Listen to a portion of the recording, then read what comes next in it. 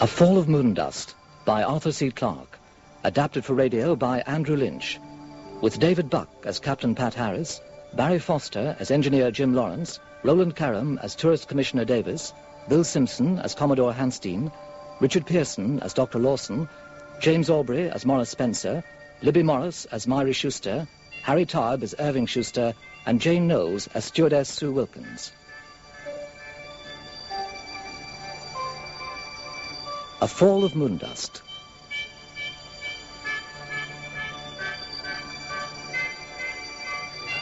Okay.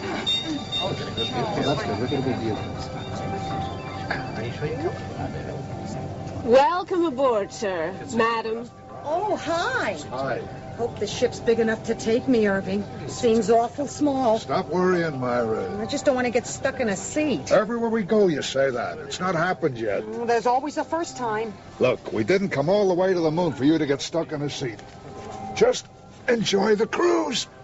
How long is the trip expected to last, young lady? 4 hours, madam. Do we sit anywhere? Yes, Selene has been designed to give a panoramic view for all its passengers. Well, I'll stay here at the front, if you don't mind. I'm sure you'll be very comfortable. Welcome aboard, sir. Hello. Welcome aboard. My name is Jayawardena. Do I sit anywhere? Just sit anywhere, sir. All seats have a perfect view. Thank you. Have you got room for your knees? Shipshape soon? Yes, Captain Harris. Full complement, as usual. Good. Catering facilities checked? Of course. I'd like the seafood morning, if that's possible. I'll see what I can do, Pat. Good. Complete my pre-cruise checks. These are nice seats.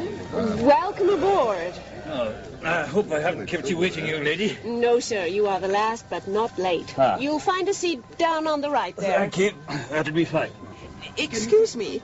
The young man in uniform who went through to the front, Captain Harris has just gone to the bridge. are you the only 2 crew members? That's right. Oh, dear. Don't worry. The Selene's a very simple ship to operate. Don't think I'm making a fuss, miss, but that door seems a bit flimsy. I mean, compared with an aircraft door back on Earth. The moon creates her own conditions. Just relax and enjoy the trip. Selene's been through the most rigorous safety checks. You okay, Myra? Fine, Irving. These seats are very comfortable. Yeah, it's a neat little ship. I think that's one of the things I like best about the moon. Everything is so clean. We're a long way from 39th. New York's still home.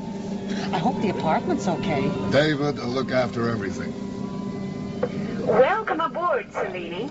Ladies and gentlemen, I'm Sue, and Captain Harris and I are pleased you could join us on the only sightseeing trip across a lunar sea. We shall be away from Port Roris about 4 hours, and our first objective will be Crater Lake, where we will have a breathtaking view of the mountains of inaccessibility. To reach our destination, we shall travel across the Sea of Thirst, ironically named because it is formed from the driest dust imaginable. A vacuum-packed souvenir awaits you at Port Roris on our return. Right. The surface temperature of the sea at this moment is around 300 below zero. God. You wanted to get away from the heat, Myra. Irving. We are rather proud of Selene. She's a unique craft even for the 21st century. Compact, extremely simple to operate, and her terminology will be familiar to most of you as it's taken from Earth maritime phraseology.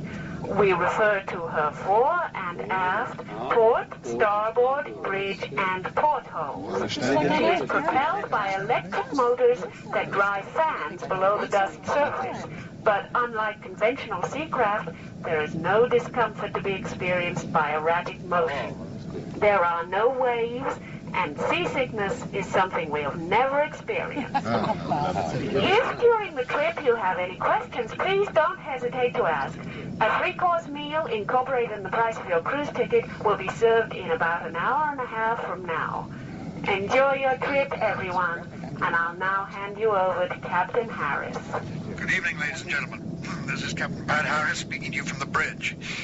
If you would care to swivel your seats to the rear, you will observe the domes of Port Royal dropping swiftly from the skyline. Oh, isn't that a sight? You have all, no doubt, observed the stars from the clarity of space and been dazzled by the face of the mother planet, but this is a new experience for you. We are now traveling on neither land, nor sea, or space, but a little of each. No sea on Earth could ever be as calm as this. We'll stop for a moment and let you experience how still and placid the lunar surface can be. Isn't it so quiet and peaceful? Ghostly. Still grayness. This is the real face of the moon. That view hasn't changed for billions of years. It's an enormous thought, isn't it? Now, just how far do you imagine the horizon is? That's miles. Believe it or not, only 3 kilometers. Now, it looks a couple of light years away, but if you could walk on this stuff, you'd be there in 20 minutes. Imagine. We'll move on, and I'll leave Sue to explain how the sea was formed. Most of the moon is covered by a thin layer of dust, usually no more than a few millimeters in depth. Some of the debris fell from the stars when meteorites rained on the unprotected surface over at least 5 billion years. Some has flaked from lunar rocks as they expanded and contracted in the fierce climatic conditions. It's more liquid than sand or anything similar.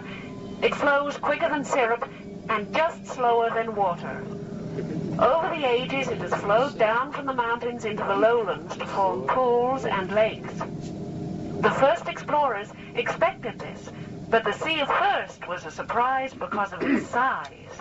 Terrific. And ahead, we now see the mountains of inaccessibility, so called because they are entirely surrounded by sea.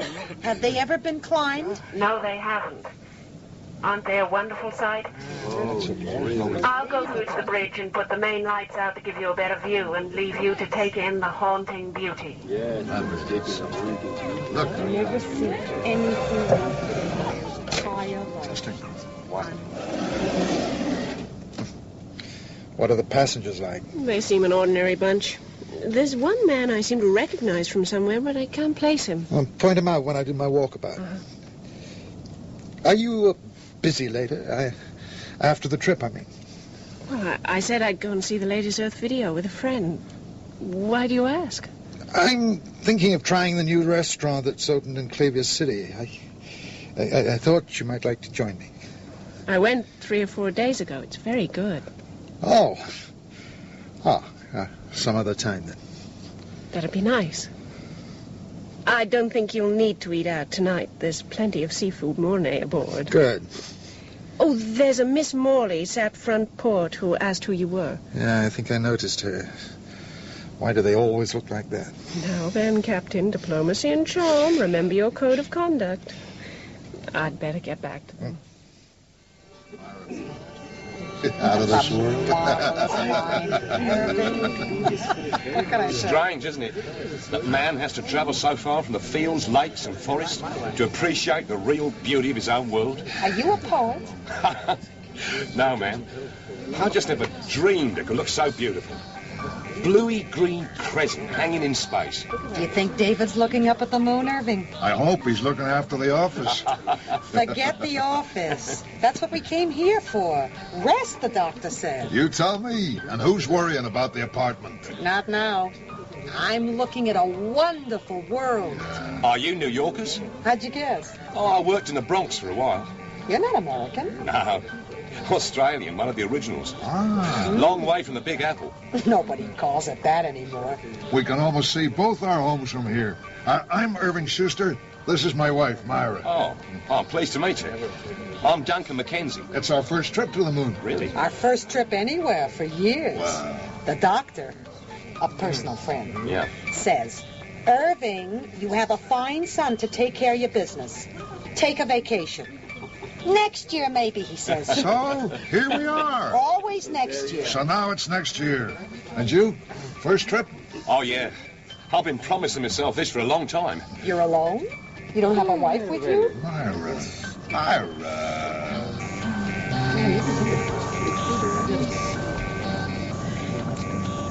Excuse me, sir. Please don't think me impertinent, but have we met before? Oh, I'm sure I couldn't have forgotten such a charming lady. I'm sorry, I rarely forget a face. Occupational hazard. You must remind me of someone else.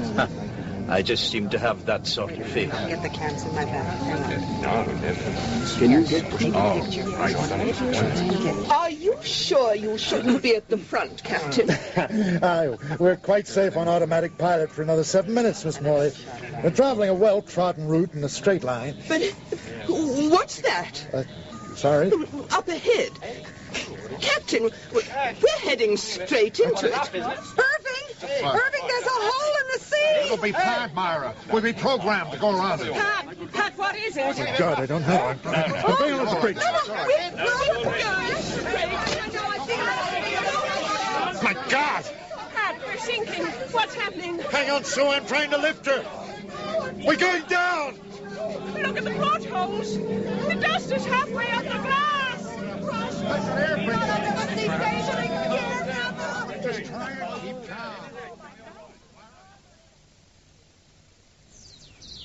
Chief Engineer Lawrence, Mr. Davies. Oh, Jim! Good of you to come. Take a seat. I don't have long. What can I do for you, Rex? You've time for some tourist office refreshment, I'm sure. Anne, would you please? Yes. Are you buttering me up for something, Rex? Just being courteous to a fellow member of the Moon Management team. Always the PR man. Come on, let's have it. I had a stroll through the park earlier and happened to bump into the chief administrator. He's rather taken with the park, Jim, particularly impressed by the 15-metre sunflowers.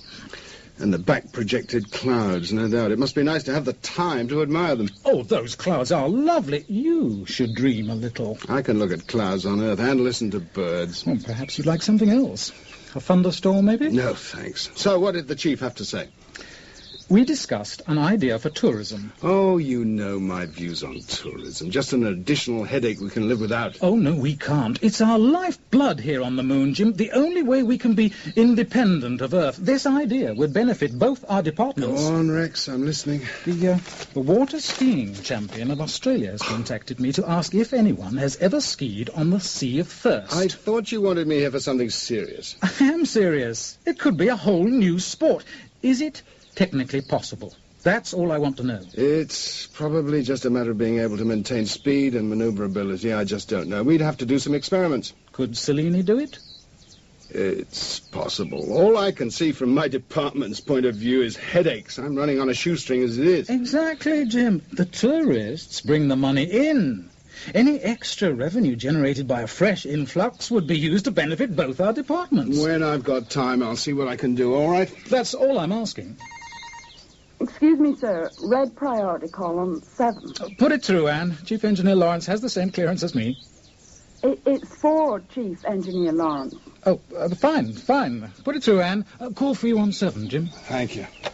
Lawrence, yes. How long ago? No answer whatsoever. Try the moon crash band, Ed. You did. Right. See you in control in a couple of minutes. Trouble? That was Ed, my number 1. It's probably a false alarm, but I'd better get down to control. Cellini hasn't made her routine call. Oh, well, what do you think could have happened? I'm going to find out. I'll come with you. If anything has happened to her out there, we can only reach her with the dust skis. I've said all along we should have had 2 dust cruisers operational before we started these trips. Couldn't agree more. That's the sort of equipment we could buy with any additional revenue.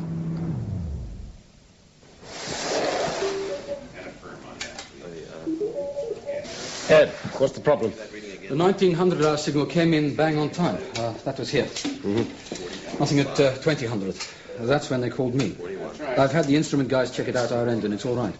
We tried to contact her on her regular frequency and do her blank. We've scanned the adjoining bands, and again, nothing. That's when I called you. And nothing on the moon crash band? Not yet. If she travelled from the 1900 signal until now, how far away from the last point of contact could she be? Flat out. She'd only have travelled 80 kilometres, but she won't be travelling that fast on a sightseeing trip. Right, if we draw a circle with her position at 1900 hours as its centre and an 80-kilometre radius, she's got to be in there somewhere. Then if we concentrate on this arc in the direction she's travelling, that'll cut down the odds for finding her. Let's not. provoke publicity over this. After all, it's probably just a simple breakdown. Yes, but we'll dispatch the dust keys anyway. Even if it is a false alarm, it's good training. How long before we know? It will take a while to search several thousand square kilometers at night. Ed, get them started in this area. I'll prepare for us to travel to Port Roris in a suborbital, just in case we're needed. Okay, Chief. What could have happened? I don't know. If it isn't a communications breakdown, there can only be a few possibilities. It was sudden. An explosion, maybe. I'd better set up a meeting with the legal department. Do you think we should tell the chief administrator? I'll leave that to you. Maybe he's wandering around your park somewhere. Thanks, Jim. This won't do the tourist industry any good. You should be worrying about the tourists that went out on Salini. Oh, yes, you're right. I'll contact Port Roris and make sure they all sign their indemnity forms. If it came to the worst, we could be sued for billions. That isn't what I meant.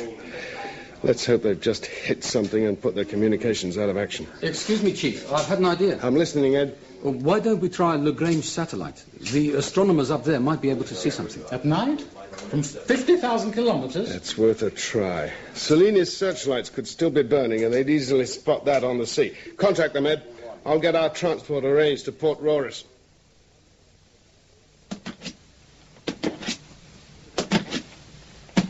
Dr. Lawson?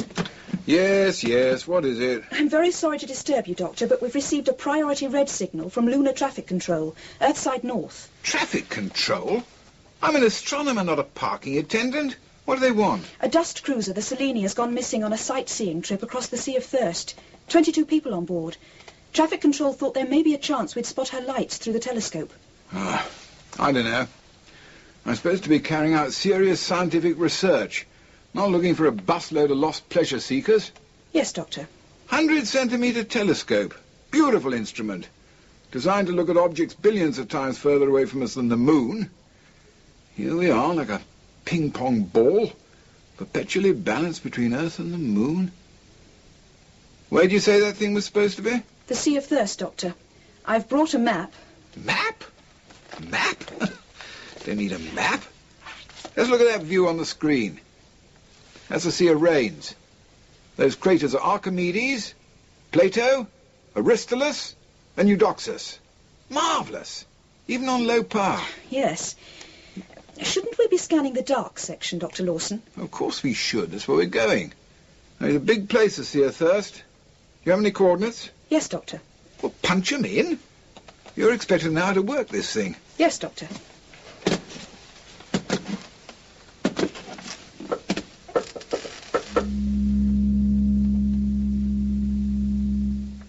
There. It's very dark. Well, of course it's dark. It's night time. Scan slowly. What was that? What? Where? A bright light. It could have been a searchlight. Well, trace it back. Very slowly. There. Much too bright. Those are the lights of Port Roris. Now, if she's on the Sea of Thirst, we should locate her with a light amplifier or a radiation detector. It's so dark. I can't see. Quiet, everyone, please. I think we've stopped moving now. Is anyone injured? No. Just make sure that everyone within touching distance of you is conscious. I'm going to reset the main lights and the purification system. Irving, you all right? I'm okay. Are you? Yeah. Mr. Mackenzie? Oh, fine. Look at the portholes. Oh, we're buried. See. Oh, God, we're buried. Miss Morley, are you all right? We are buried, aren't we? Yes, we are under the surface, but we can't be very deep. At least we now have light. How is everybody, Sue? At the worst shaken, I think. Well, if the food's still servable, this might not be a bad time to serve it. I'll see what I can do. Good. Could I have your attention, please? Sure. We are still in one piece, and no one is worse than a little shocked, as far as I can see. If anyone does need first aid, Sue is a trained nurse, so speak up. I think we've been unfortunate to have been caught in some sort of landslip or moonquake. There's no need to be alarmed. Even if we can't get out under our own power, Port Rorris will soon have someone here. Meanwhile, Sue is about to serve refreshments, so I suggest you all relax, and I'll contact base.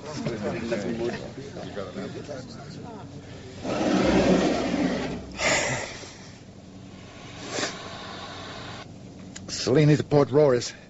Cellini to Port Rorris. Come in, please.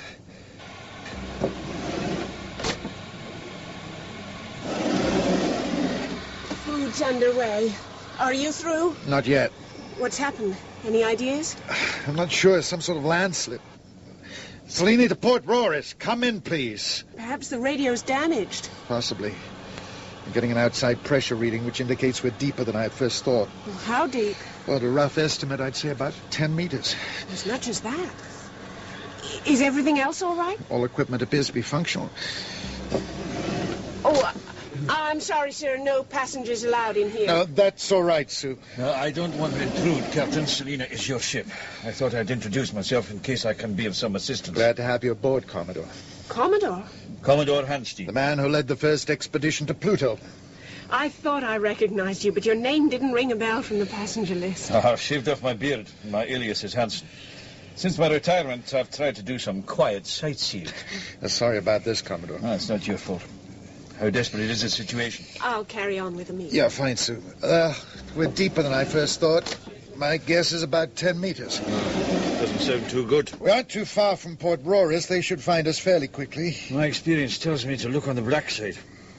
How long could we last if we had to? Oxygen would be the limiting factor. We've enough for about 7 days, Earth days, that is, provided there are no leaks, and she seems sound enough. What about food, water, and power? No problem. We carry the compulsory emergency supply rations. We can purify all the water we need, and there's ample power now that the main motors are shut down. Any luck with the radio? I think the dust's blanketed everything out. I've left the beacon on Moon Crash. If anything can get through, it'll be that.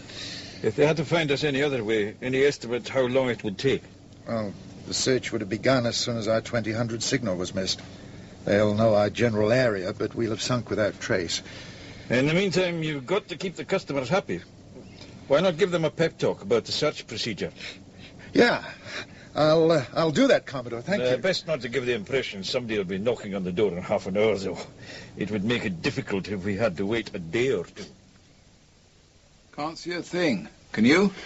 I felt sure we'd find something after the photographs had gone through computer enhancement, but it's just as if the sea hasn't been touched for hundreds of years. Billions of years. In the Earthlight, it'll be possible to see her shadow clearly. If not, then we can assume she came to grief in this area. Put these through the enhancer, Ingrid. Right. Crater Lake? In the middle of the mountains? Well, it's far more logical to assume she'd have an accident where always boulders are strewn about the place than in the open sea where she'd be unobstructed.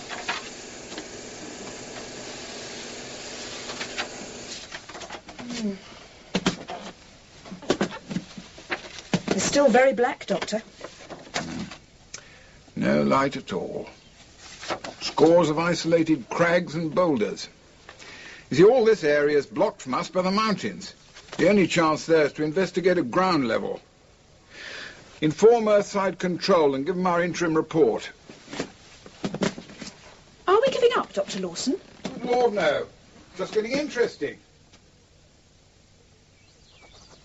Commissioner Davis. Yes, Anne? The copy of the report from the Lagrange satellites through on Telfax. Oh, any news? No, they haven't seen anything at all. This has happened at a very bad time. Is that the passenger list? Yes, sir. There's an appendix. Hell, that's all I need. Commodore Hanstein's on board, travelling under an assumed name. The Commodore Hanstein? Imagine what that's going to do to our public image. Lawrence should have arrived at Port Rorris by now. Make sure he's got all this information. Yes, sir. And that, ladies and gentlemen, is the position. We're only about 60 kilometers from base, 3 from the mountains of inaccessibility, and we are in no immediate danger. But how long, Captain? As I said earlier, I've no reason to believe we won't be located quite soon. Shouldn't someone be on the bridge by the radio? Now, I've boosted reception. We'll hear any incoming signal throughout the ship, and they can hear us from in here. What do we do in the meantime? Well, we are very fortunate to have Commodore Hanstein aboard. As you probably know, he's the most traveled Earthman in history. And I don't intend staying still for long here. Perhaps, Commodore, you can suggest ways we can pass the time. All right, Captain. Do we have any books on board? Do we? Here's one. Would you mind passing it up, please?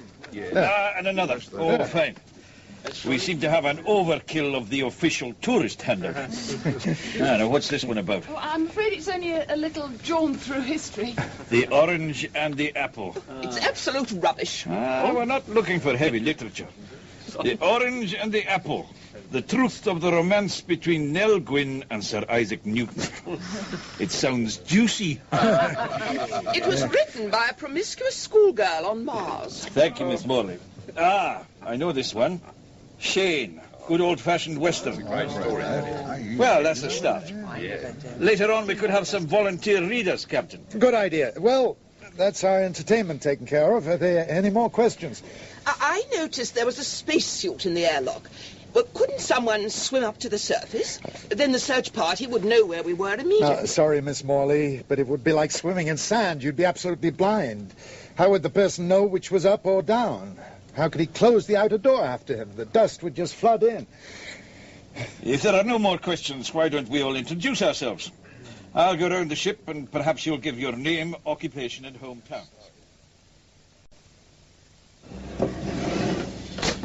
You have a remarkable collection of talent on board, if I may say so, Captain. Any sign of our rescuers? No, Commodore, not as yet. Do you mind if I have a word, Captain? No, Mr. Mackenzie. Yes, our Australian physicist, correct? Correct, Commodore. I'm a little worried. Go ahead. What's it all about? If my reasoning is correct, a 7 days limitation on our oxygen supply won't be our greatest danger. Then what is? Heat. We're blanketed by dust, and it's about the best insulator there is. The heat from our bodies and the machinery can't escape. That means it'll get hotter and hotter until we cook. I never gave that a thought. How long do you think it'll take?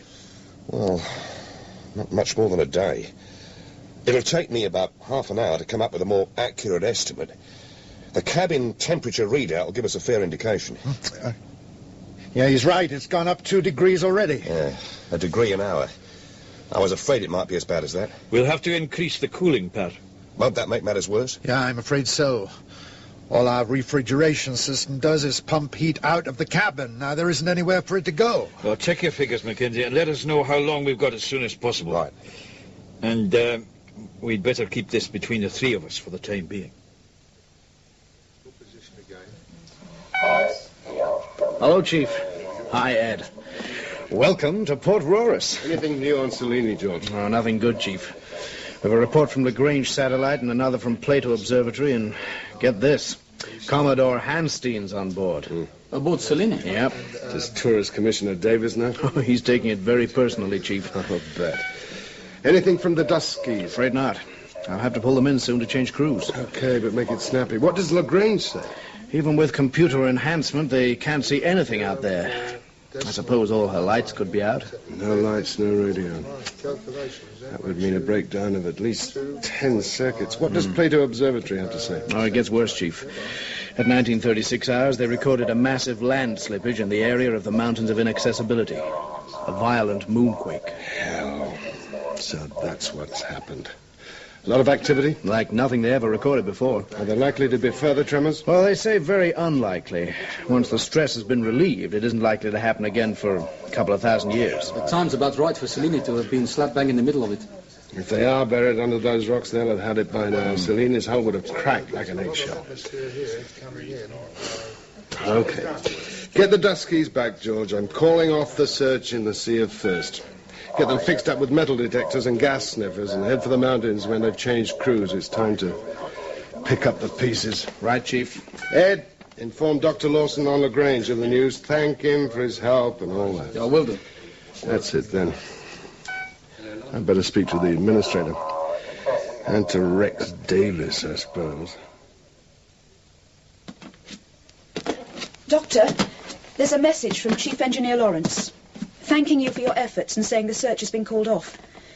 There's been a report of a moonquake causing an avalanche on the mountains of inaccessibility, and it seems that Cellini is crushed under the rocks. Blast. I was almost ready. What's that, Doctor? It's an old-fashioned infrared scanner linked up to the telescope. Quite enjoyed the challenge. All a waste of time now. Those poor people. Isn't it still worth a try, Doctor?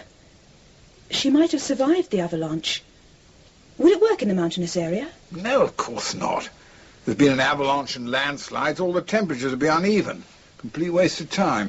Sorry, sir. I don't know anything about them. Come here. Very basic. Though Cellini left no visible trace across the sea, she will definitely have left an infrared one. You understand? Not really. Oh, she'd have stirred up relatively warm dust from a few feet down and scattered it across a far colder surface.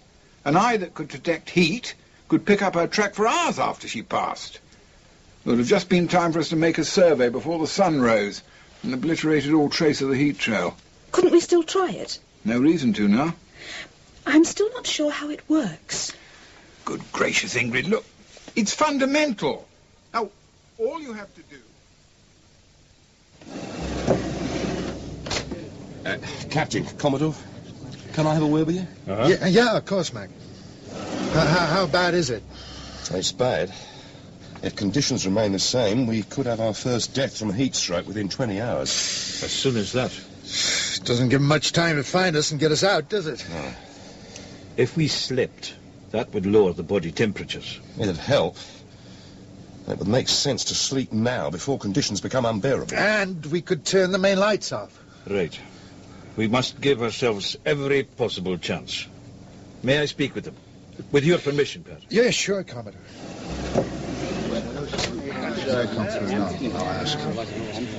Ladies and gentlemen. Yes. We've all had a busy day, and I think most of us would be glad to get some sleep. In these conditions? I agree, Mrs. Schuster. You've probably all noticed that it's becoming a little warm in here, and my advice is to remove all unnecessary clothing. What do you mean by that? Now, comfort is much more important than modesty. We'll turn the main lights off and leave the emergency ones on. Somebody will remain awake all the time in the bridge, waiting for our rescuers. If anyone would like a drink or anything else, please don't hesitate to ask. Come on, Myra. Take off your dress. Be comfortable. Nobody's looking. Everybody's concerned with themselves. That stewardess, Sue. If God had given me a figure like hers, I would undress. Myra Schuster stays covered up. Okay, Myra. I'd like to take the first watch, Captain. I can do some more calculations. Yeah, I'll be over there if you need me, though I doubt if I'll sleep. How did the meeting go, Chief? They're preparing a press release and messages to the next of kin. The administrator's going to come in for a lot of flack. And Tourist Commissioner Davies? Smooth as ever. He's writing the press release. Wouldn't surprise me if he didn't try to make out it was a mass suicide to save his precious tourist industry.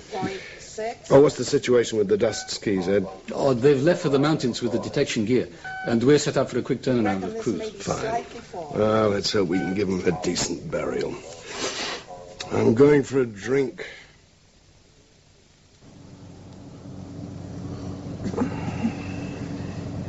Pat, I'm sorry to wake you, but I can hear something. No, I wasn't asleep. What is it? Look, just put your ear to the hull. Can you hear it? It's the dust moving. Thank God. They must have found No, us. I'm not sure. How's the temperature? It isn't going up as fast as I predicted. Because of the lights and sleeping? It shouldn't have made that much difference. I don't understand. The noise. I think I do. Should we wake the others? No. This dust is so fine it'll flow like water in the right conditions.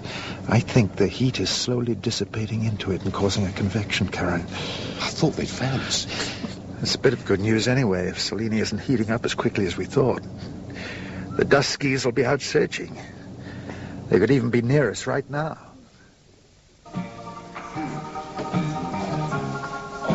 Drowning your sorrows, Chief. Oh? On this stuff?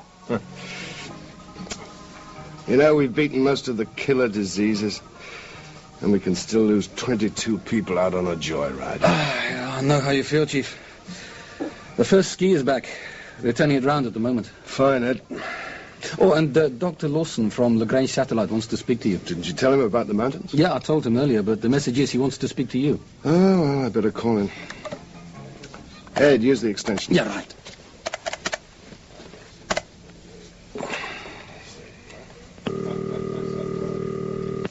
Hello? Hello? Dr. Lawson?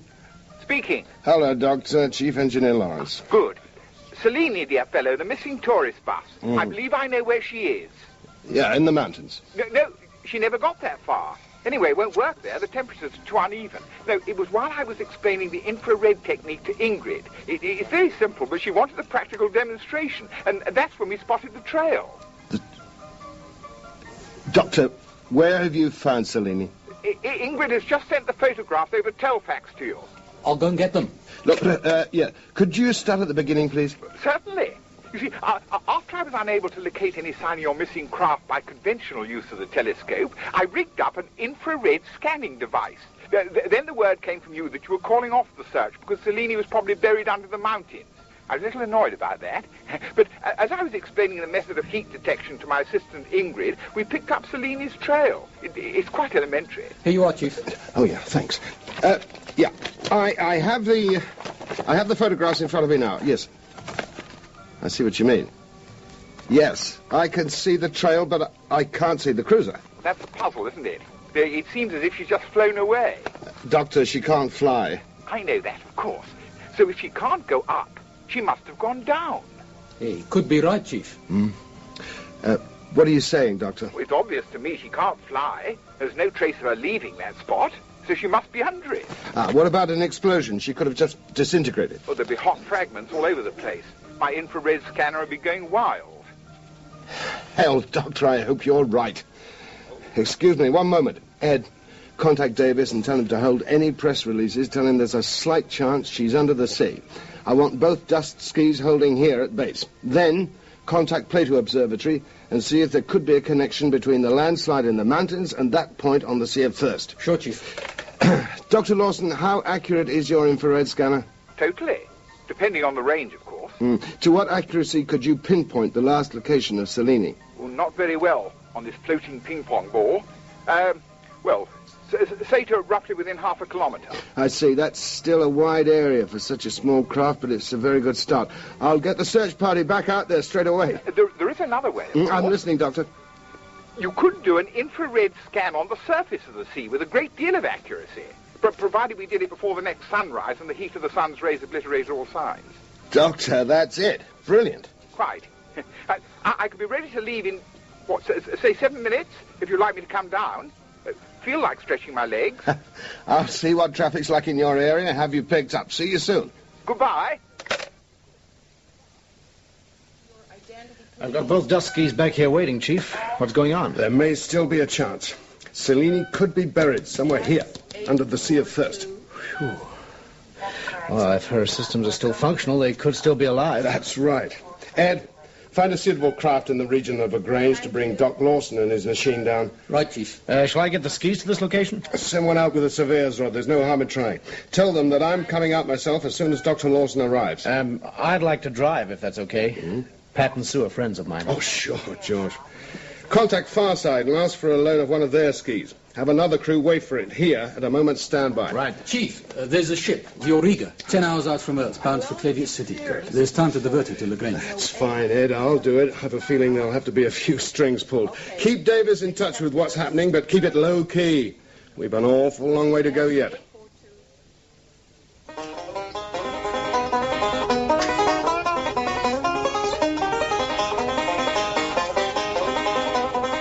Will you quieten that bluegrass down, Lester?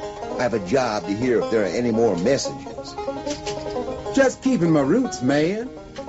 Where is it we're going to? Lagrange Satellite, then diverting to Port Royce. Oh, Skipper. I had a little lady lined up in Clavius City. I had to cancel my own arrangements, too, Lester. This diversion has come from the owners via the government. That important? Why are we going to Lagrange? Picking a guy up. He's got to be at Port Royce as soon as possible. Better tell the passengers. Bet it's something to do with that tourist bus gone missing. We aren't supposed to listen to that security band. It'll be a boring trip without it. That and my banjo. Go tell the passengers. Okay. Origa to LaGrange, ETA 5 minutes.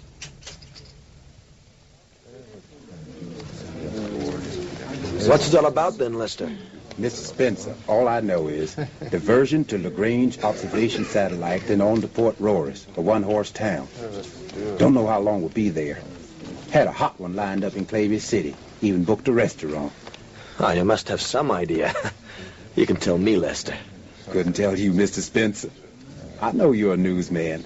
Even if I did know something, Skip would go mad. I have a 12-month contract on the moon. I'll be making lots of important contacts. Anybody who does me a favor could be helping themselves to the future. Well, don't tell anybody I say it. I never reveal my sources. I reckon it's something to do with the missing dust cruiser. What missing dust cruiser? Skipper and me were listening to a security band. Shouldn't have been, though. Tourist cruiser Seleni's missing. 22 on board. Messed up my stay in port. Lester, will you get on back here? We're about to dock. Now, don't say I say it. We're picking the scientist up. Hey, Lester, you make sure he takes this vacant seat, huh? See what I can do, Mrs. Spencer. That seat okay for you, Dr. Lawson? Yes, thank you. Very comfortable. Are you sure my luggage is safe? Oh, it'll be quite all right. What the hell is it anyway? Scientific equipment. Very sensitive. Be careful. Sure will. Bit of a late change of plan, Mr. Lawson. Dr. Lawson. My name's Spencer. Are you visiting Port Royce or a patient? No, I'm not a medical man. Astronomer, actually. Spot of bother in the Sea of Thirst. Fascinating. Oh, I don't know that area too well. Oh, I have some photographs. Now, see that line? Yes. Ah, you're a newsman. Does it show that much? Badge protruding from inside pocket. I'm a trained observer, you see. Excuse me. Oh, just catch a few minutes sleep. Knew it was going to be a busy day. I refuse to listen to any more of the orange and the apple. It's nothing less than pornography. With most people down to their underwear. She's right, Myra. Most people are. It's roasting in here. You're gonna have to take your dress off. This is no time for modesty. It's time for goddamn comfort. Irving. Look, I'm sorry, Myra, but be sensible. Miss Morley, I can understand. You, I can't. All right, maybe we've had a little bit too much reading. But we can't sleep all the time. Does anybody have any ideas for recreation? Let us have an examination of the motives of people for traveling to the moon. That's a good idea, Professor... Jayawardena.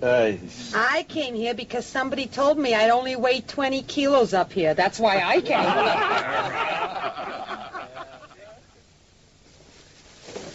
Oh, do you feel comfortable in a spacesuit, Doctor? Never worn one in my life. As long as you don't suffer from claustrophobia. If you could see the size of my laboratory aboard LaGrange, you wouldn't ask that question.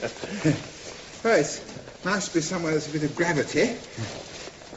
This oxygen flask looks a bit small. Oh, that's just your emergency supply. The main supply is on the dust ski. Now, let's get our helmets on. Right, Chief.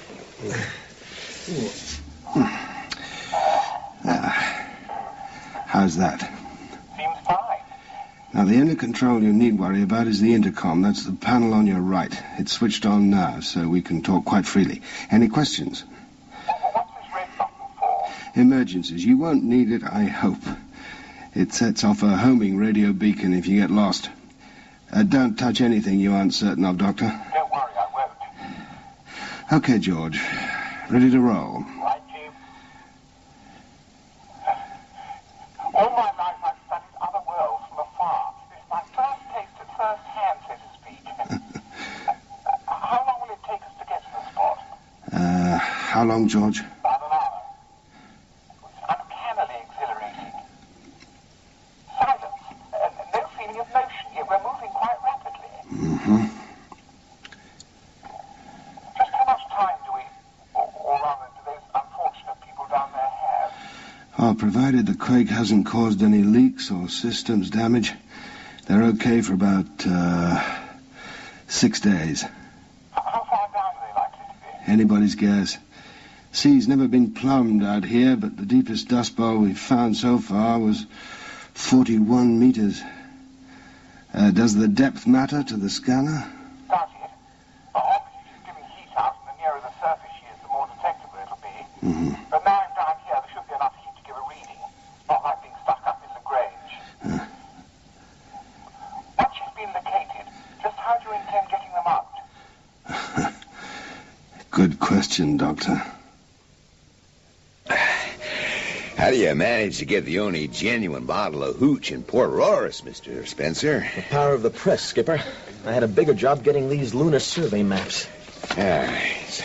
So, that's the Sea of Thirst, and that there'll be the mountains of inaccessibility where Seleni's lost. Where she may be lost. Huh?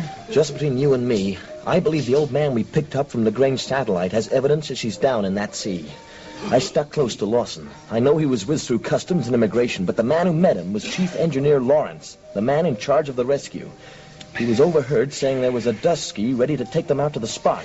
Sure don't take you long to find your way around, huh? I'm a pro. I believe that spot there is where Selene is buried. If there are people still alive down there, there's going to be one hell of a salvage operation not too far from here. Port Royce will be the biggest news center in the solar system. Oh, where do I come in? Right there, Captain. Huh? I want to charter your ship to land me and my video equipment on that promontory, on the western wall of the Mountains of Inaccessibility. You realize how much that'd cost? My station will pay. I've spoken to them, and about a bonus for you and Lester. This could be one of the biggest news stories of the century. What do you say? Can it be done?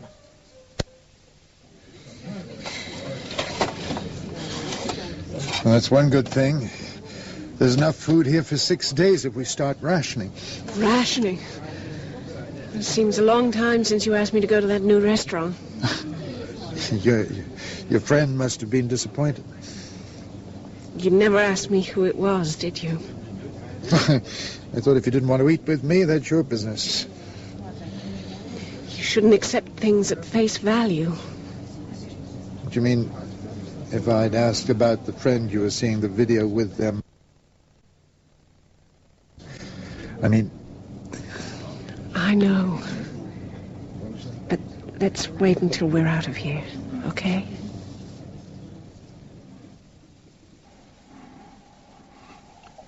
Everything all right, Doctor? No. It doesn't look too good, I'm afraid. Could we stop a moment? Sure. George? I heard, Chief. What's the problem, Doctor? The heat image is too confused. There are dozens of hot spots. I was expecting to find just the one, where the dust has been disturbed. I see. Why was it uniform on the photographs? Well, I was just confused at the moment. Selene shed a fan blade around here a week ago. It isn't very deep in part. Of course, I should have thought of that. When we reach the depth deep enough to swallow Selene, the temperature will be more uniform. Good. Let's get a move on. It's only a matter of minutes now, Chief. Right. How will you be able to differentiate between hidden rock and Selene? Presuming you hit something with your probe. Doctor, I just don't know. This could be it. Stop. Okay. Just look at the screen. I'll get the other dust ski over here. Let's get the probes rigged, George, and start praying. Now let's all settle down. They're doing their best. Settle down. The heat is getting to us. We've got to be patient. What's the trouble, Commodore? There's a feeling we're not doing all we can to get out. I've explained that we've no alternative but to wait for rescue. Ladies and gentlemen, we're at least 10 meters down. Even if we could get the airlock open, no one could overcome the dust's resistance and get to the surface. But what about the main motors, Captain? We could try them. I doubt us moving a centimeter, and we go forward, not up. We could all stand at the back. That will probably just damage the hull. But if there's one chance that it might work, isn't it worth the risk? Yeah. We're boiling down here. All right, that's enough from everybody. The danger in trying to escape unaided is too great. We're safe here for at least 6 more days. 6 days? Might not be too comfortable. In fact, it'll get hotter. But we've got to stay calm and cooperative. Calm and cooperative. Listen to that. Shut up! Shut up, everybody! Myra! Be quiet! Listen! Listen! Hey! They found us! Irving, they found us! Myra, fantastic! I'll look back. I'll go and try the radio. I've hit something, but I can't tell what it is. It's Selene, all right. Just look at the trace on the screen. She's giving off an awful lot of heat. The surface of the dust is moving. Let's all just stand still. I don't think there's any cause for alarm. I think it's probably just a convection current. Okay, George. Follow the image of the scanner with Dr. Lawson and stake her out. Okay. Must be her. I've hit her again. She's deep, about 15 meters. Pity the old-fashioned echo sounders couldn't be used. Yes, you may have something there, Doctor. Well, the next time I hit her, I'll leave the probe in. If it is Selene, she's blanketed by dust. That's why the radio didn't work. Yeah, I've hit again. I'll try the moon crash band. That's her. The probe's acting as the aerial. Yeah, it doesn't mean they're alive, though, George. That signal's on automatic. Probably lasts about 3 weeks. I'll try our own frequency. Selene calling. Selene calling. Receiving. Loud and clear. This is Chief Engineer Lawrence, right above you. What condition are you in? As you can probably hear, you're a popular man at the moment, Chief. I'm Captain Pat Harris. We have no injuries. The hull is intact, and we have oxygen and food supplies for about 6 more days. Our only cause for immediate concern is temperature. It's very hot down here. It was through heat detection we found you, Pat. And we should be making you a bit more comfortable before very long. We'll have you out as quickly as possible. I'll report back to base with the good news. I'll contact you soon and keep you all in touch with progress. Out. That's the word, Chief. Out. Lawrence to Port Rora's control. Come in, please. Hello, Chief. It's Ed. Good news, Ed. We've found them. Radio contact established and everyone's okay, but suffering from the heat. They have enough oxygen and supplies for 6 days. The problem is going to be getting to them through the dust.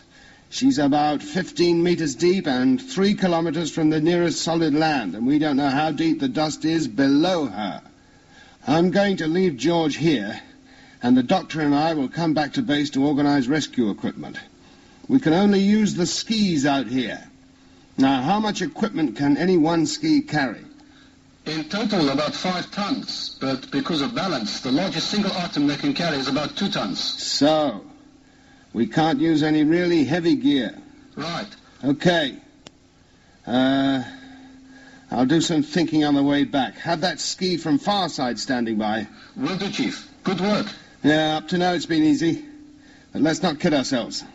The hard part has just begun.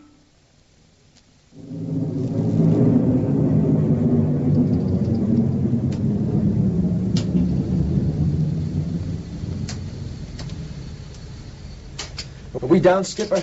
Yes, sirree. We've landed. It was a bit hairy, I must admit. Yeah, nothing in the master's handbook about a spaceship traveling 100 kilometers. Even the computer wouldn't be bothered with an efficient trajectory readout.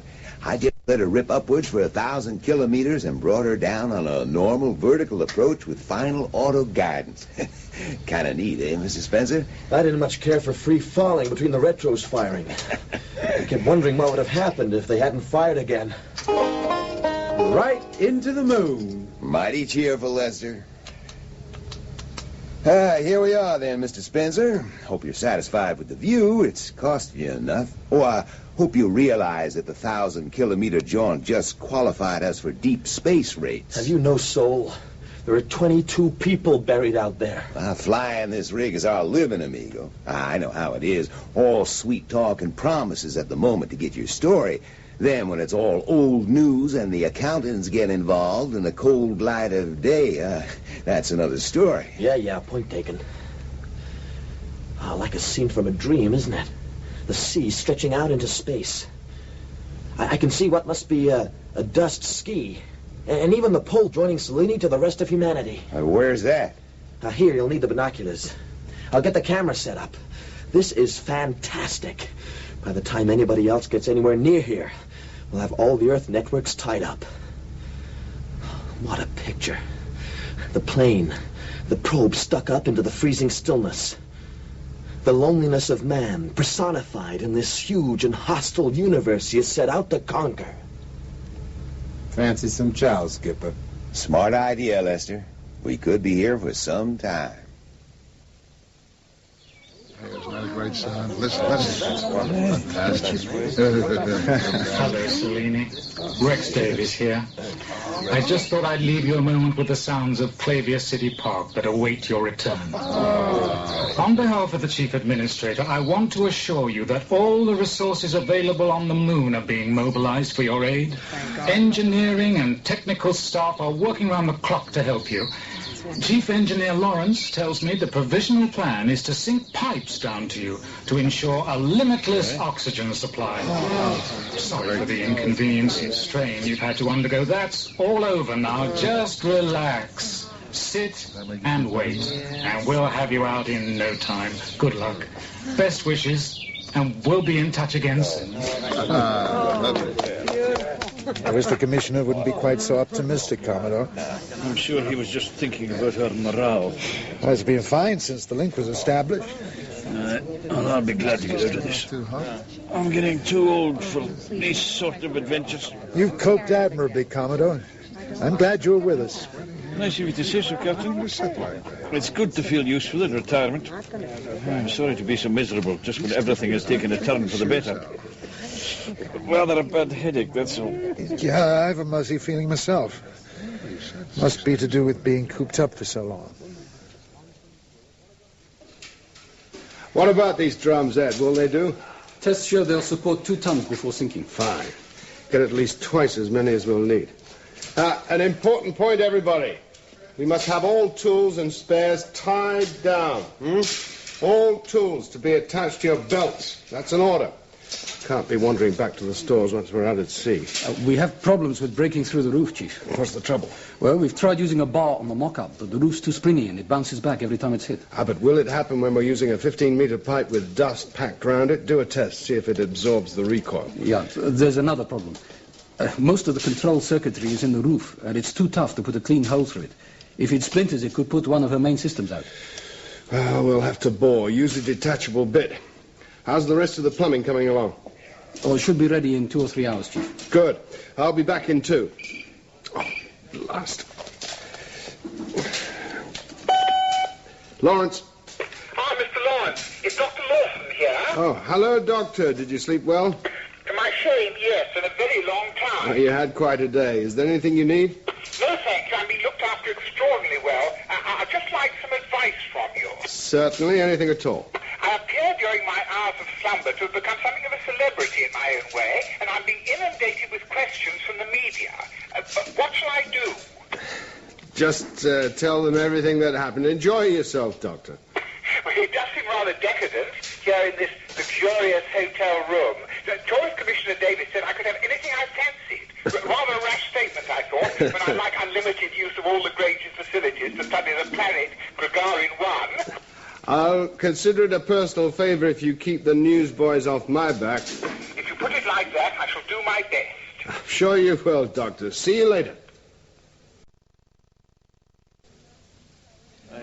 I'm sorry to make a fuss, Sue, but if you got something for my headache... Excuse me, I am also suffering. We do have some mild painkillers. I'll get them. Mr. Mackenzie, could you come through to the bridge? The captain would like to see us. Yes, of course. Oh, if they're for a headache, I'd like some too.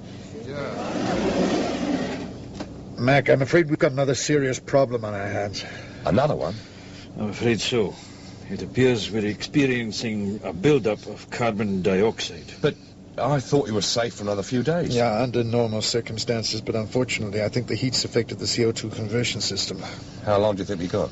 Impossible to say accurately, but I'd say a matter of hours. That doesn't give Lawrence time to get here with his team. There could be a bit of panic. Oh, I'm not too delighted myself. Any ideas? Oh, there's always the sleep treatment. It would have the respiration rate. Well, that's all we can do then. I'll have a word with him while you radio through, Pat. Right. I'll come with you.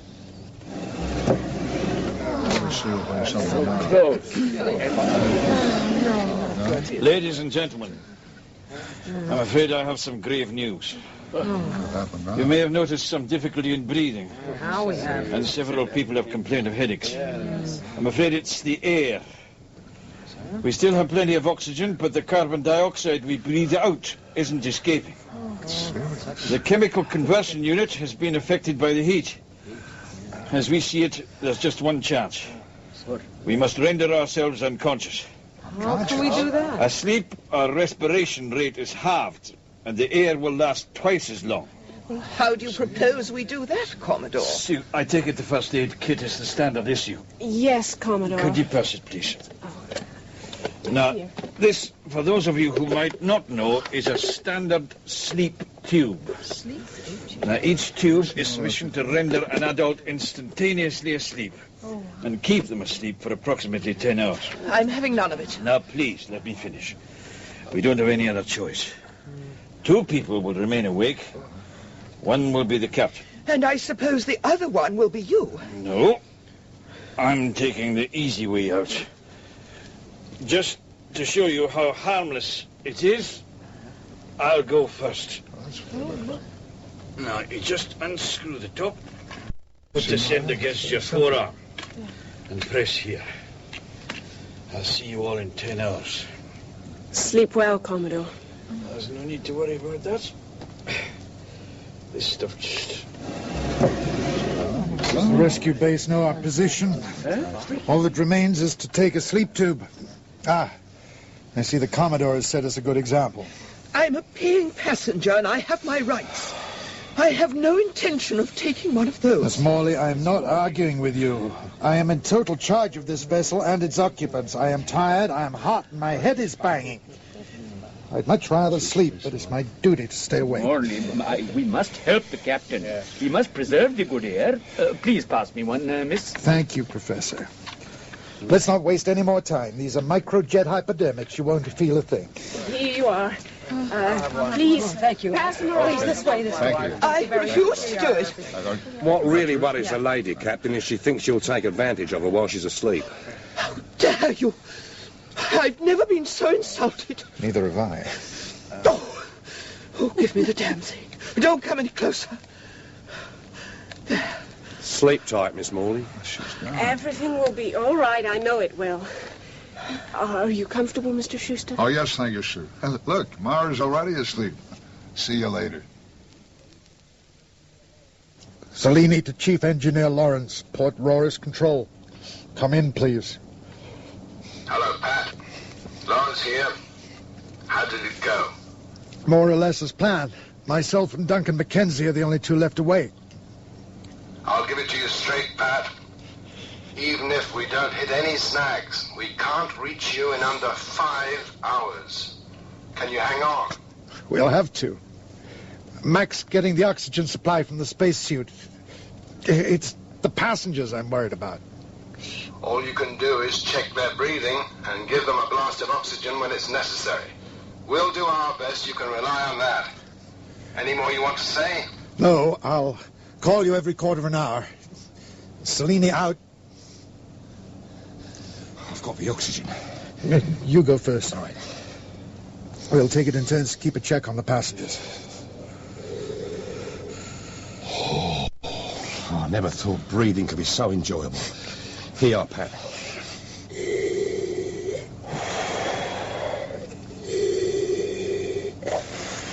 How long will this last? About 12 hours between us. Don't know how much the others will need. What have you found to smile at?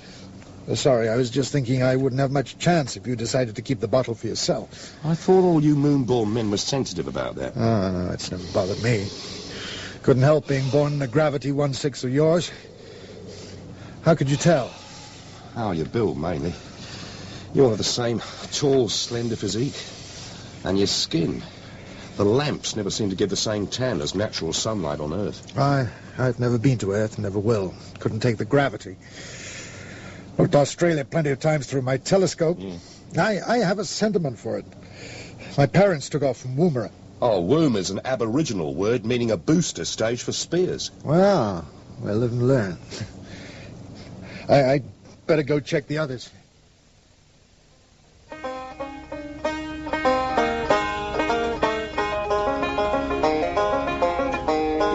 Get your story after all, Mr. Spencer, if that oxygen cylinder runs out. You sound a heartless man, Skipper. Just one of life's realists. That right, Lester? I hope they get the poor devils out.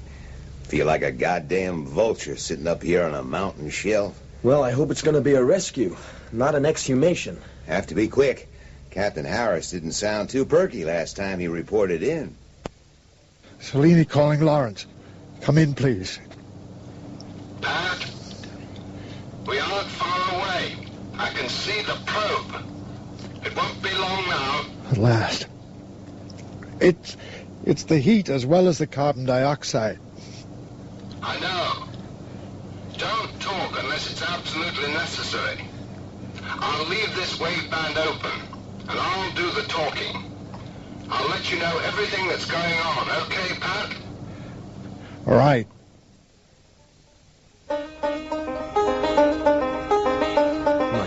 This is better than I could have hoped for.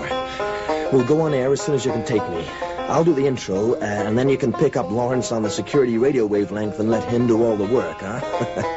My cue out will be, the next voice you hear will be that of Lawrence himself. Understood. Coming to you in 20 seconds. Okay. What about the epic struggle for survival and all that? This could be the greatest event in live television, and I must insist on silence. That's if you want a big, fat bonus, huh? What do you say, Skipper? Lester, shove that cotton-picking banjo and keep your mouth shut. You'll be on air in 5 seconds from now. 4, 3, 2, 1. This is Morris Spencer, coming to you live from the Sea of Thirst, Earthside, the Moon. The points of light you see on the right of your screens is Chief Engineer Lawrence and his gallant crew of rescuers. The probe, sticking starkly from the surface of the sea, is the only link 22 people entombed in the dust cruiser Cellini have with the rest of humanity. I'm going to leave the man in charge of the rescue, Chief Engineer Lawrence, to describe his plans to bring the 22 people to the surface, as he is in direct contact with Captain Pat Harris of the stricken craft. I'll leave the hellish conditions down there to your imagination. It's very hot, and there is a serious buildup of carbon dioxide. Let us pray to our own God that Lawrence can get them out of there in time. The next voice you hear will be that of Lawrence himself. Uh-oh. We got big trouble, Mr. Spencer. I have Tourist Commissioner Davies on a priority channel. Hell. Okay, I'll handle him, Skipper. Right. Hello, Commissioner Davies. How are you? I don't know how you got there so quickly, Spencer, but you've got 1 minute to get off the air. Don't you have any sense of moral decency? I'm just doing my job the best way I know how, Commissioner. Off in 1 minute, or your channel loses its franchise. Let's not get excited, Commissioner. What's the problem? We have nothing to discuss, Spencer. I've got one of the greatest news items in moon history. That's what we've got to discuss. Now, calm down, Commissioner, and let's look at it from your point of view. What the hell do you mean? Strictly between us, Commissioner. Think positive, huh? What way can this tragedy benefit you and your department? I don't think I follow you. You must be going through a pretty hard time, huh? Tourist boss with 22 people incarcerated. It doesn't look too bright for the future, does it? What are you getting at? I think we could be men who understand each other. You could break me and my station, but in the minute I'd take to get off the air, I could break you. Are you threatening me? Damned right I am. But I'm also offering you a deal. I don't have to take this from you. Commissioner, I have an audience of 200 million people and rising by the minute. I could tell them what a job you've done here on the moon, what tourism is like here, and what it could be. I could have your hotels and pleasure domes overflowing. We've got the solar system sat on the edge of their seats, Commissioner. What do you say? We're here, Pat, right above you. Would you believe there's a spaceship just on the ledge in the mountains waiting waiting for all of you to come out and take your photographs. Well, must remember to comb my hair. Why didn't you land there and save time? Wouldn't have saved time, Pat. The ledge is too high, and there are too many rocks to climb. We'd have spent longer getting our equipment down from there and across the sea. How are you? Mac's giving oxygen to Mrs. Schuster. She's in a bad way. Seems to be getting foggy in here. Or is it just me? We're ready to drill now. I think the bottle's nearly empty, though. We're on our way. The first section's 5 meters down. Hang on. Yeah, I'll just have a sleep until you come in. No, Pat. No, keep awake. Talk to me. How's Mac? Who? Mackenzie. Is he awake? Why is it so foggy in here? I've only seen fog on videos. God damn it, Ed. We should have made the drill detachable from the surface. He isn't going to have the strength. We had to risk it. There wasn't time to improve it. There. It's there. We've hit the roof. Pat, do you hear that? The first pipe is there. Can you hear it? Yeah, I heard you. You're on the roof. Listen very carefully. You're seconds away from fresh air, but this is very, very important. We will bang it a couple of times, and you have to tell us if it is clear of the circuitry. Do you understand? Pat. Yeah, go ahead. Is that clear? Yeah, I think so, yeah. Yeah. Start the drill. We've got to risk it now. Pat, listen. This is very important. Your pressure down there is greater than up here on the surface. Do not undo the bit until we tell you, or air will escape up the pipe. Do you understand that? Do not undo the bit. We didn't have time to fit a non-return valve. We're through, Chief. Mac, it's through. That's through. Thank God. Coleman, Matsui, help George with the oxygen line. Chief, I think he's under the bit. Captain Harris, do not disconnect the bit until I tell you. It's too late. It's going to want a vacuum. Get the generator at full pressure, quickly. Commissioner Davies, there's a huge jet of mist or something, like a geyser shooting up in the air. Yes, I can see it on my set. I must comment on it to my viewers. Is that agreed then, Mr. Spencer? Yes, Commissioner. It's been a pleasure doing business with you. If that geyser means they're all dead, I still want the same arrangement. Is that agreed? Of course. And no comments at all from Lawrence? That's already been actioned. We can all benefit from this, Commissioner.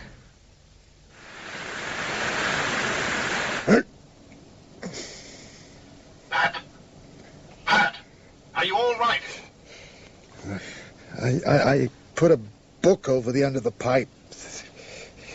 The air was going out instead of in. It's gotten very dark in here.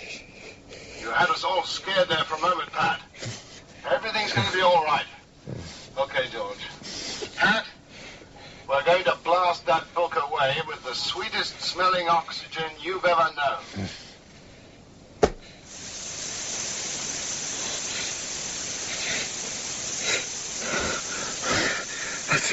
That's fantastic, Chief. Mac! Come and lie over by the pipe. Mac, you okay? Yeah, I'm all right. Why is it so dark? They got through to us. The main lights are out. I went to sleep. No, it doesn't matter. They aren't all breathing properly. Can you give artificial respiration? Yeah, sure. Mrs. Schuster's a strange colour. Oh, do what you can. How's it going down there? Hang on. Give us a few minutes. We've got to give some artificial respiration. Mrs. Schuster's breathing. Yeah, I think we might make it. We're giving you oxygen at the lowest temperature we think is safe, so don't be alarmed. When we've cooled you down, let us know. How are they, Mac? Oh, they're all alive up to now. I think we're going to be all right. Pat, in about 5 minutes, we'll be sinking the second pipe. We'll bang on the roof again to make sure we are clear of your controls. It's looking good, Pat. As you can see through the transparent dome that encases the rescuers, the first stage, dropping an independent oxygen supply to the stricken Cellini, has now been completed. Another pipe, a vent pipe, is now being lowered by Chief Engineer Lawrence and his crew to complete the respiratory circuit. As the rescue continues to unfold live on this channel, I cannot help, even with a lump in my throat, thanking the good Lord for granting us people like Chief Engineer Lawrence, working under the leadership of Tourist Commissioner Rex Davis. I've tried repeatedly to talk to the Commissioner on the air, but he won't budge from his single-minded task of getting these people out alive and well. Perhaps he'll speak to us later.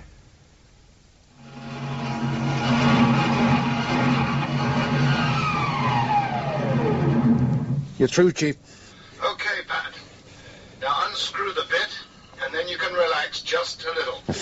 Is there anything you require urgently? No, I don't think so. I'm going to get the main lights back on before they all wake up. Fine. Our eagle above you is being pressurized now, so that should make our work a little more comfortable and avoid the danger of any more air escaping. Once you're out of there, we'll ferry you back to Bates in 4s or 5s, after a preliminary check by medics. What the hell was that? That was just a sneeze. It's getting quite cool down here now.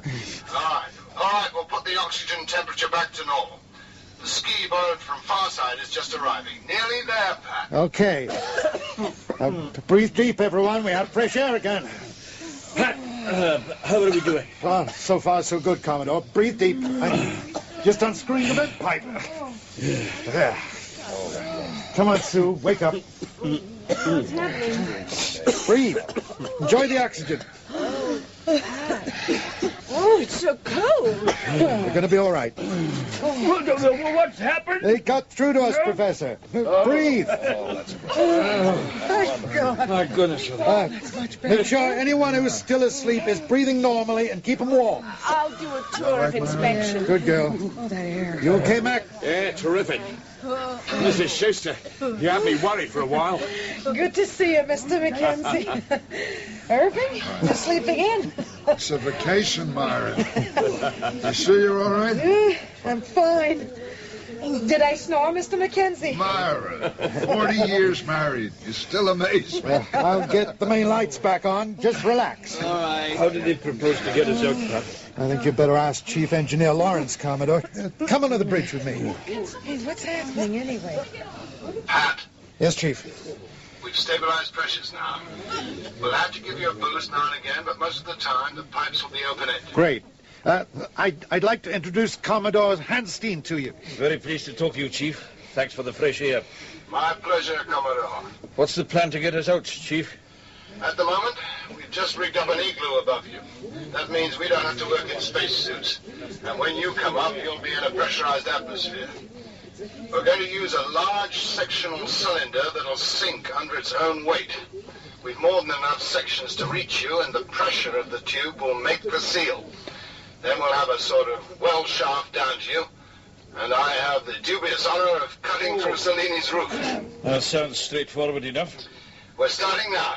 The sections are sealed with a rather flimsy material that stops the dust coming up, but won't stop me getting down. We seem to be in capable hands, Pat. Yes, I think we are.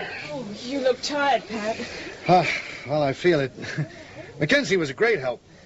Is everybody all right? They've all come through it very well. We're down more than 8 meters, more than halfway.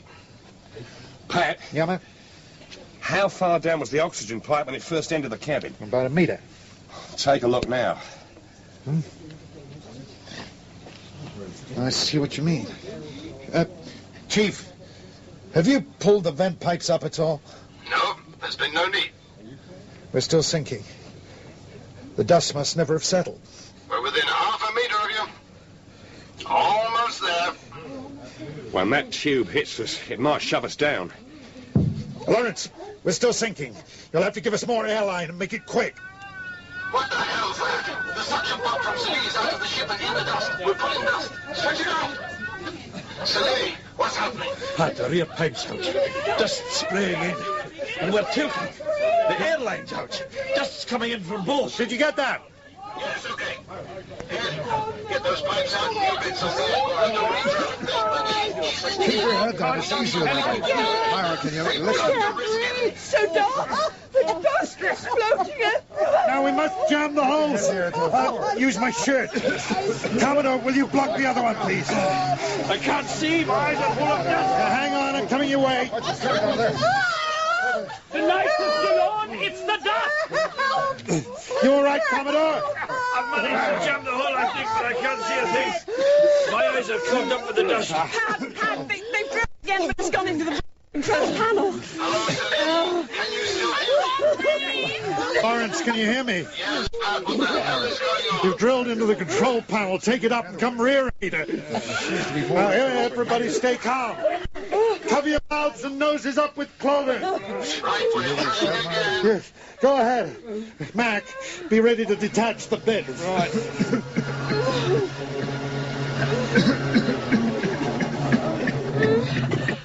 Get through to us. Good. At least you've got oxygen. All right, now let's get that cylinder down to the roof. She's on an uneven keel. We won't see it properly now. Get it down. Pack the bed. Okay. They better get. I'm tying a rope around my ankle. Could you be quiet, please? Be quiet, everyone, please. We have to listen to First with the grinder. Shush. I'll cut a hole in the hole, then you pull me up again. Then drop the rope ladder. Don't risk it, Chief. It won't seal. You might get stuck. If the Cellini sinks anymore, you'll drown in the dust. Shut up, Ed. I can't think of anything else. Put the power under the grinder. George, give me a hand with the rope. I'm going down, right? Bits off, Pat. We have air again. Good. Stand back. They're cutting through. Captain! There's more than a meter deep in this end. It's pouring into the bridge. I'm through. Keep that damn rope tight, Ed. I don't want to drop in. Pull me up. Pull me up. Dust pouring in. I'm choking. I think the bridge is beginning to smolder. That's where they drilled into the panel. Close the door. We get a spark, we could explode. Pull me up, Ed. Get me out. Oh, my God. Chief, it just exploded. Grab the rope ladder. It's coming down here. You shoot the ladder there? Dust in my eyes. I can't see a thing, Ed. I'm really tired. Claire, it's the ladder. Now quickly, start climbing. Come on, next, quickly. Help me! Help me, madam! Girl. Someone help, please! Are we getting out? The next, quickly! Hold on tight, Commodore. I'll get you out. The bridge door isn't going to hold! How many people are out soon? 11. Halfway there. Keep them moving. Hey, come on, Myra. Get up there. I'm not leaving you, Harvey. I'll get stuck. Pull her up. She can't climb. Goodbye, Myra. What's happened? I can't see. The bridge door's gone. There's a tidal wave of dust from the bridge. Grab that hand quickly. Someone's got it. Okay. Come on, Miss Morley. I've got you. Darling. Yeah. Come on, darling. How many more? There's just the four of us. If anybody's buried, they're lost. You next, Commodore. Sue's still here. She should Get up there and don't waste time. You next, too. That's 20 with the girl. Go, Mac. Hang on the ladder, Pat, or you'll go under. Don't worry about me. I'll be okay.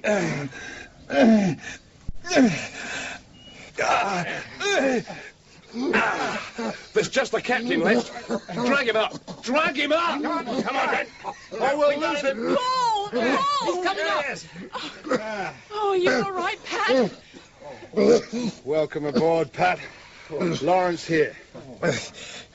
I can't open my eyes, Chief, but It's good to hear you. I can't see you either, but the medics are just arriving. Make them comfortable, lad. You did a great job, Lawrence. I've never been so frightened in all my life. Thought for a moment I was going to join you. What the hell caused it in the first place? Moonquake. A chance in a million. And I always thought I had a nice, safe job. Confirmation has just arrived that all 22 passengers and crew buried in the dust cruiser Cellini have been rescued unharmed by Chief Engineer Lawrence and the team put together by Tourist Commissioner Davis. They're all alive and well. After a chance in a million moondust fall, the rescue operation has been a total success. And we now have a live interview with the man responsible for all tourism on the moon, Rex Davis. Commissioner. Please, call me Rex.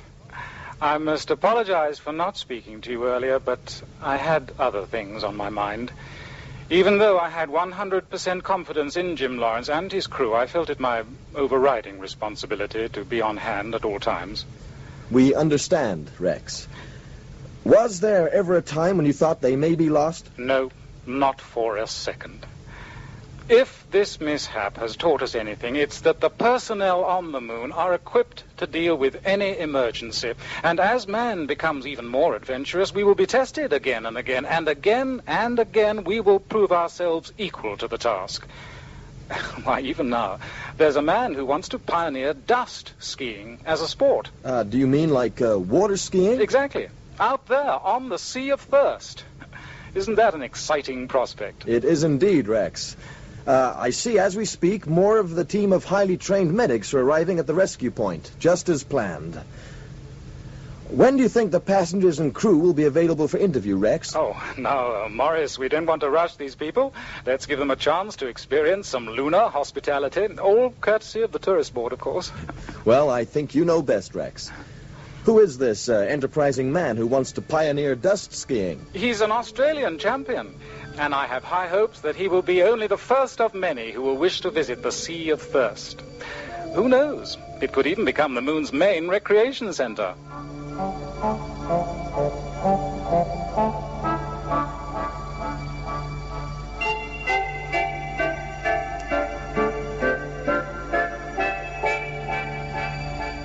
In A Fall of Moondust by Arthur C Clarke, adapted for radio by Andrew Lynch, David Buck played Captain Pat Harris, Barry Foster, Engineer Jim Lawrence, Roland Carrum, Tourist Commissioner Davis, Bill Simpson, Commodore Hanstein, Richard Pearson, Dr. Lawson, James Aubrey, Morris Spencer, Libby Morris, Myra Schuster, Harry Taub, Irving Schuster, and Jane Knowles, Stewardess Sue Wilkins. Miss Morley was played by Brenda Kay, Mackenzie by John Rye, Professor Joe Wediner by Saeed Jaffrey, Skipper by Ed Bishop, Lester by Guy Gregory, Ed by Hayden Wood, George by David Timpson, Ingrid by Christine Absalom, and Anne by Amanda Murray. The banjo was